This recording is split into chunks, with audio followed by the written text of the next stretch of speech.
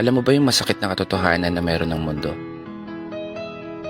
Yun ay sa likod ng pagiging abala natin sa pagpapayabong ng kanya-kanyang pagkatao at gawin itong matibay ay siya namang unti-unting paghina ng mga taong mahal mo sa buhay.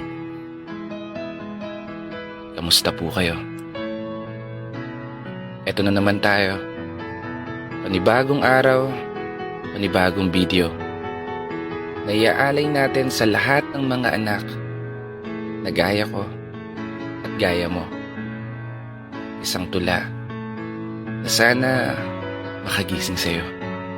Wala akong intensyon saktan yung damdamin mo, ha? Baka lang kasi nakakalimot ka na. O baka kagaya ka na rin ng iba na hindi na makaalala kung ano bang tunay na kahulugan ng salitang pagpapahalaga o pagpapahalaga sa mga taong dahilan kung bakit marunong humakbang ang iyong mga paa. Mga taong nagturo sa'yo ng unang salita na binibigkas mo nung bata ka pa. Mga taong kumakarga kapag umiiyak ka.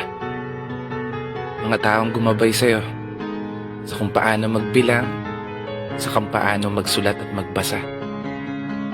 At higit sa lahat, mga taong dahilan kung bakit humihinga ka. Kasi isipin mo na lang yung buhay na wala sila. Wala kang taong malalapitan kapag nasasaktan ka na. Wala kang mapagsusumbungan sa mga problema na lagi mong daladala. Wala ka nang mapagkukwentuhan sa kung paano mo hinarap yung mga laban, mga tagumpay na naipanalo mo ng mag-isa. At wala nang magsasabi sa'yo na, anak, ang galing mo talaga. Proud kami sa'yo. Isa lang naman ang gusto kong iparating sa mensaheng ito. Yun ay ipaalala sa'yo na swerte ka. Oo, maswerte ka. Kasi sa mga oras na to, kasama mo pa sila.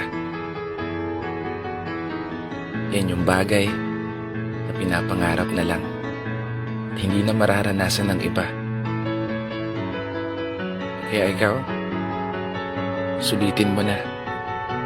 Ipakita at iparamdam mo kung ano bang tunay na kahulugan ng salitang pagpapahalaga.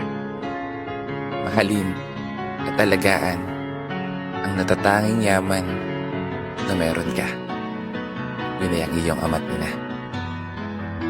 Para pag dumating yung araw na kailangan na nilang lisanin ng mundo, baon nila ang mga gininto ang alaala na galing sa'yo. Kaya isang pagpupugay para sa lahat ng mga anak at para na rin sa lahat ng mga magulang